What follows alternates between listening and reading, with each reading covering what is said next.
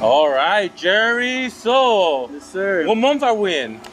We are in April, the last day of April. Jeez, last day of April. Yep. Now, summer's right around the corner. How's it looking right now, man? Is it still fresh? Is it hot already? It's starting to get hot, but I know for a fact it's nothing like it's going to get, you know? We are experiencing the change. We noticed a difference already, you know? Yesterday was kind of a hot one. I don't know if it was just a location, but it just felt like the sun was beating on us. Yeah. Now, for new detailers out there who haven't experienced summer, first thing, it gets popping. Oh, yeah. Would you say this summer's where you make most of your money, some of your money? How would you say it throughout the year? I feel like summers are kind of a given, you know? Some people could say that this business is seasonal, but it just comes down to, you know, maintenance times all the time. I'm busy year round, 100%. It gets very busy during the summer. You got to get used to working those 10, 12-hour shifts, you know, those days. You're gonna go without eating.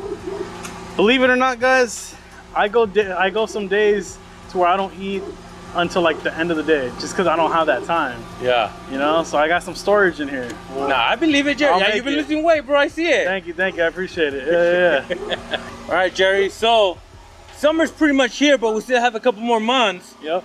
And new detailers started this year. What's one piece of advice you will give them? So it took me a little bit, you know, to kind of like start realizing some things. You can wear light clothes.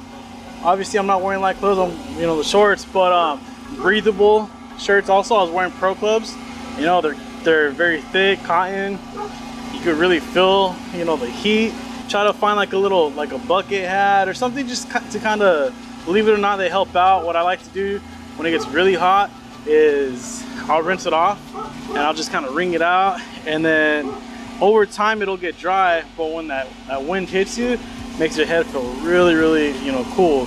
If you want to extend the life of it being cool, grab a microfiber towel, wring that out, you know, so you put the microfiber on top and then you put this on top, you're gonna stay cooler for longer.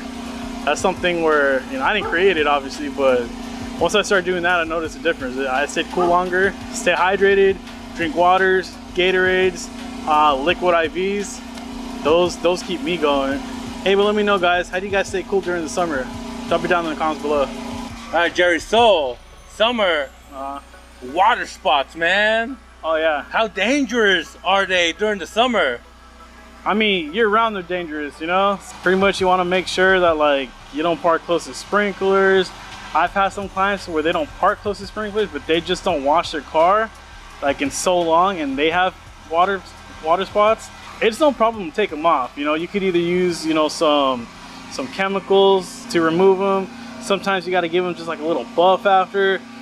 Really just depends on what your you know, your point of attack is going to be.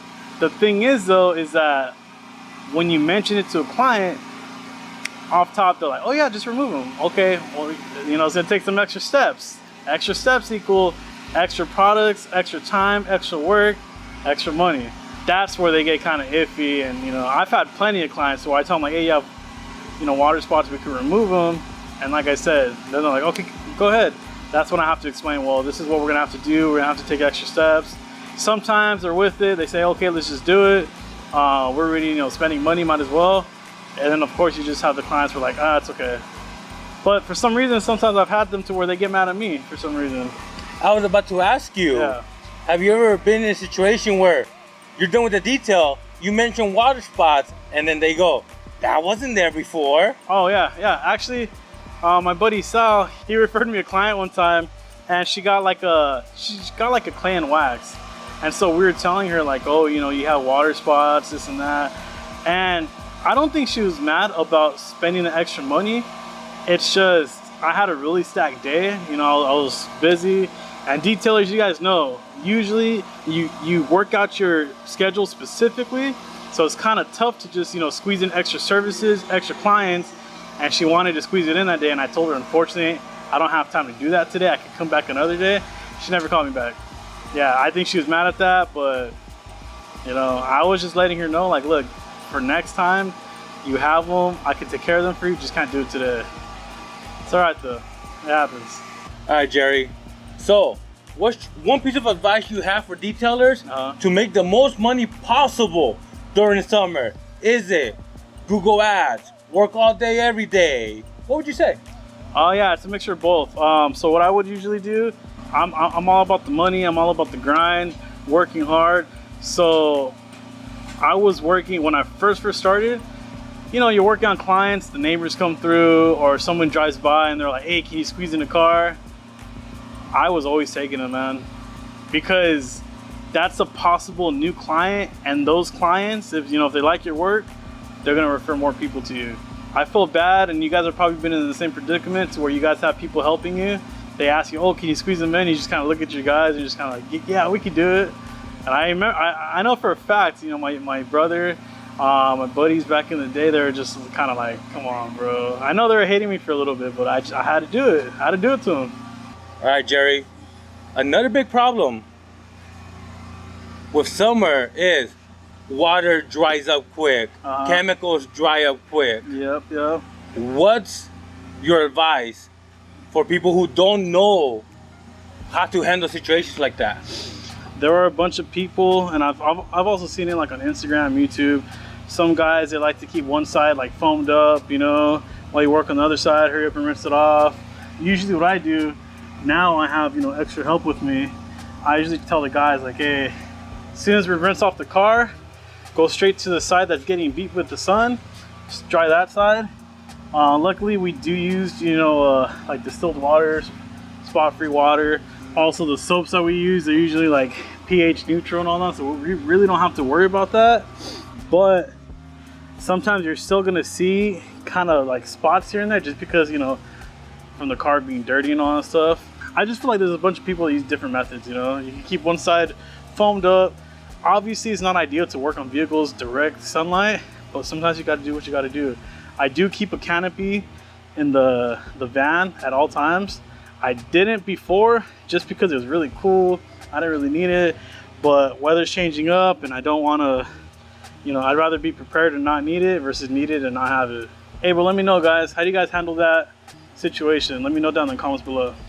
Have you ever been in a situation where you just push yourself too hard in the heat and you're like, "Okay, I'm never doing that again"? Oh yeah. Yeah, I've done that a couple times.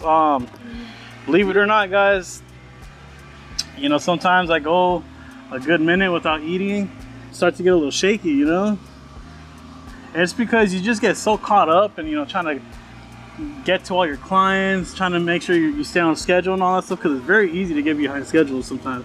You could have a mishap, a vehicle could be a little dirtier than expected, so you just want to hurry up and take care of it. And before you know it, you're like, "Oh man, I feel a little shaky," and then, "Oh, I didn't eat." I suggest, just carrying some snacks with you, trail mix, water, liquid IVs, fruit cups, whatever, guys. Something to keep you guys going until you actually get to have a full meal. And I noticed some detailers out there, they hate the heat.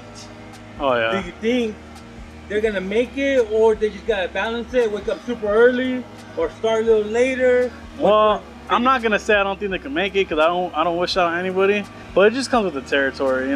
It's like, either you have yourself a shop, you work in your garage with your AC on, or like you mentioned, start early. During the summer I usually start earlier, just because the sun's out earlier, I get to fit in more cars. But sometimes I tell myself like, "Oh, I'll take a break between, like, depending on how hot it is." Because I remember one time I was working a couple years ago and it was 111 degrees. Yeah, and I was still working on the car, and I just remember thinking like, "Damn, I'm really like pushing myself." But we made it happen. We took care of it.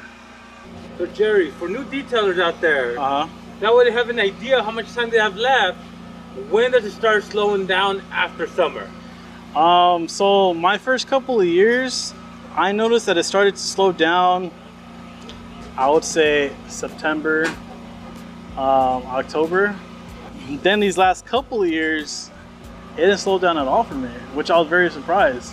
I don't know if it was just the maintenance clients that I pushed for that kept me busy, or now I'm making more of like an appearance on like Google and Instagram. But I would say the first couple of years, expect to be slow the winter. Don't get discouraged. Just keep on pushing through, and eventually you're gonna start realizing, like, oh, I'm getting busier. You know, the slow times, they're not really affecting me that much. I've said it in my other videos before, once it starts getting slow for the winter, start throwing little deals out there, you know. I know some detailers are like, nah, don't do that. You know, you're messing it up for everybody else. But it's like, dude, you guys gotta do what works for you, you know. Don't listen to anybody else.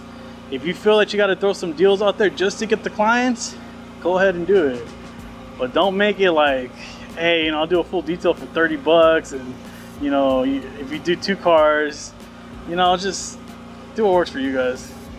And during summer, a lot of detailers are gonna make a lot of money. Oh yeah. Should they reinvest into their business? Should they reinvest into themselves, or should they save for the winter? So all of the above. That's a great point that you mentioned right now.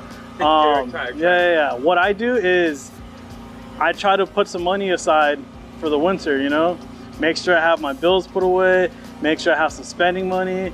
Obviously, you know, you have other things going on also, so you can't always do that, but try to plan for those slow times, so when you're affected by it, you're not that affected financially, you know, that way you're not hurting too much, you made it through. All right, guys, those are some detailing tips for the summer. Let me know if you guys have any other ideas. Let me know down in the comments below. And don't forget to like, subscribe, and stay blessed.